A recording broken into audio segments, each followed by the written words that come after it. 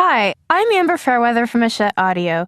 Today I'm talking to J. Randy Taraborrelli, the author of the audiobook and book, The Secret Life of Marilyn Monroe.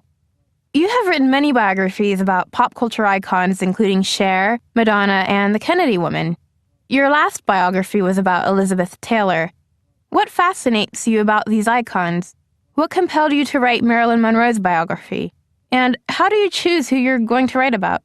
Well, what fascinates me most about iconic subjects has always been the personality behind the image, and the fact that when you take a legendary subject like Elizabeth Taylor or Marilyn Monroe, and just get behind the facade to the actual person, playing the role of that celebrity, you find that you have an awful lot in common with them.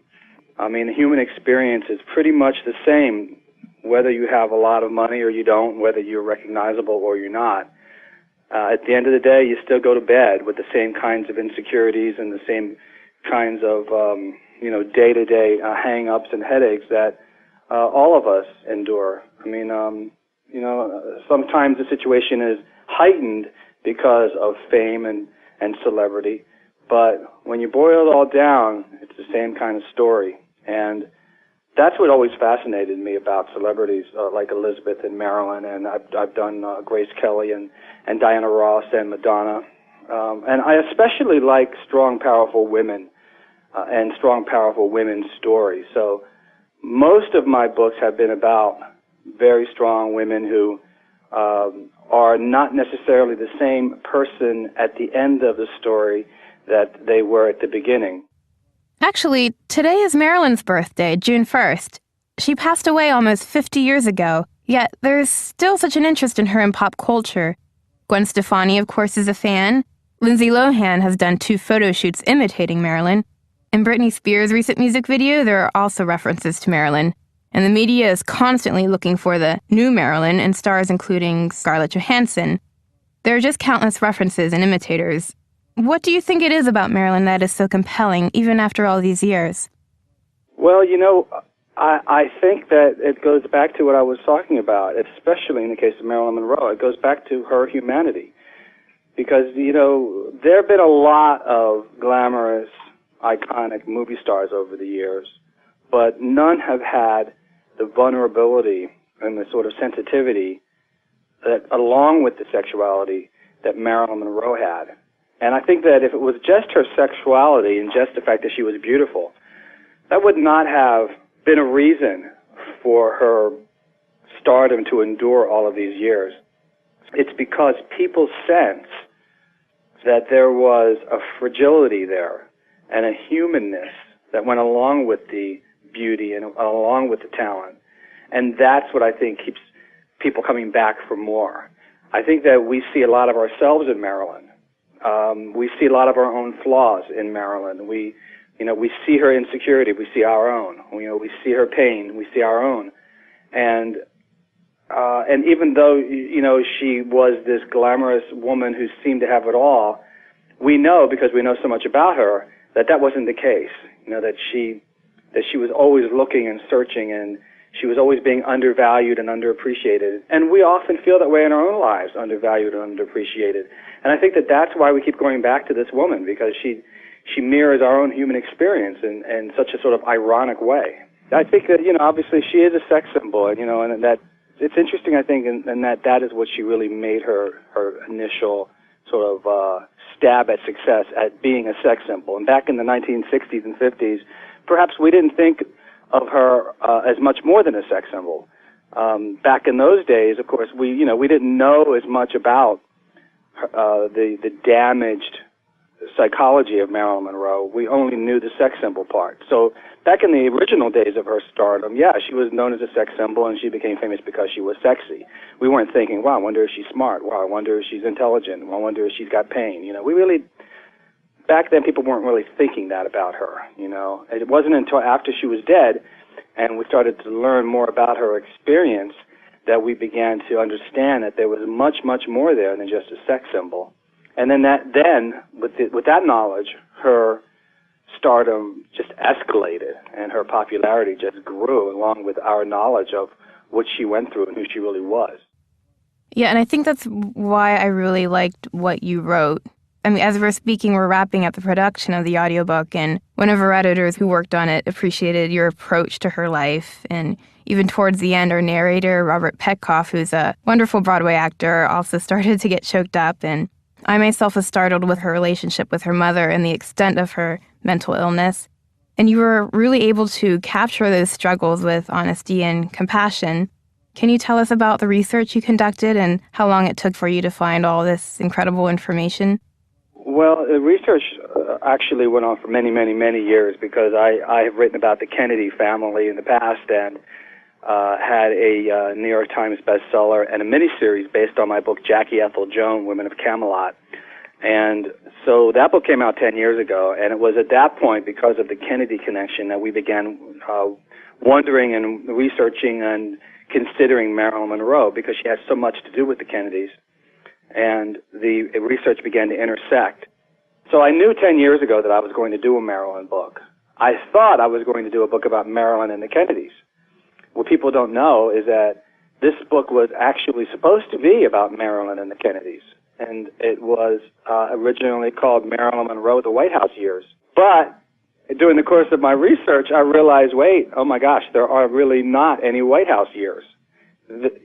Unbeknownst to me, until I actually conducted research for this book, I had just believed everything that had been written to be true. I don't know what is true or not until I actually do my own research, but there have been so many books about Marilyn and the Kennedys over the years that I assumed that there was some accuracy to them, and as it turns out, a lot of it has been fiction. And the relationship between Marilyn and the Kennedys was, overblown and exaggerated. And my research indicated that there were really maybe, just about 6 months of a relationship between Marilyn and JFK, and no intimate relationship at all with Bobby. So when we figured out that that was the case, we were like, oh wow, now what are we going to do? We've got this book, Marilyn Monroe, The White House Years, and it turns out to be Marilyn Monroe, The White House Years, with a question mark, right? Yeah. Which isn't much of a book. So I told my research team, we need to come up with a new angle. What has not been told about Marilyn? Well, during the course of, probably 100 biographies of Marilyn Monroe over the years, trying to come up with a new angle was tough. But then again, it was right there, right sort of in our faces the whole time. And it had to do with her mother. And when I wrote Elizabeth Taylor, I focused on Elizabeth's relationship with her mother, who died at the age of about 99 years old, and was with Elizabeth and sharing Elizabeth's experience all of those years. And I thought, what about Marilyn's mother? We don't know anything about Marilyn's mother. All the biographies of Marilyn Monroe over the years have taken the mother and dropped her out of the story in chapter 1. Mm-hmm. When she hands over the baby Norma Jean to a foster family, that's it. That's all we knew about Gladys, because other biographies have just said, well, that's the end of that story, and, that's it. And I thought, that can't be it. What happened to this woman after she gave up her child? What happened to her? And then we found out that what happened was an entire saga, an entire story that had never been told before. And we were able to tell it for the first time in this book, the story of Marilyn and her mother, Gladys. Was there anything that you weren't able to include in the biography that you wish you could have? No, actually, I have to say that there really wasn't anything that I wanted to include in the book that I wasn't able to. In fact, the problem that I had with this book was that there was too much. There was such a lot of information that we could have written an entire book about Gladys, the mother. And the task at hand was to do a Marilyn biography, but we were able to weave the two stories together, I think, quite well. And what the reader and listener gets from this story is so much more than just a Marilyn Monroe biography, because you will also get to know these other people in her life and sort of the lineage of women in Marilyn's life. The story is sort of an epic, journey that begins with Marilyn Monroe's grandmother, and then takes you all the way through the story of Marilyn's mother, and then the story of Marilyn, and the story of Marilyn's foster mother as well, and all the different people who helped raise Marilyn. So there's a lot more here than just Marilyn Monroe's life story. The lives of many people are covered in this book, all of whom sort of intersected with Marilyn's life story. AudioFile magazine said of your last audiobook, Elizabeth, which was a 2007 Audi's Award finalist, that the gossip about a larger-than-life woman makes for a wickedly compelling listen. I think that the subject matter you cover does make for a good fit with the audio format. Do you have any thoughts on this? Well, I think that this format lends itself to good storytelling. And certainly that's my job as a biographer, is to tell a good story, to relay a true event in an entertaining and sort of compelling manner. There are many ways to write a biography, and some ways would not lend themselves well to this format at all. If you're going to do a dry historical biography of somebody without much heart and emotion in the narrative, you're not going to have a very entertaining read and a very entertaining audio.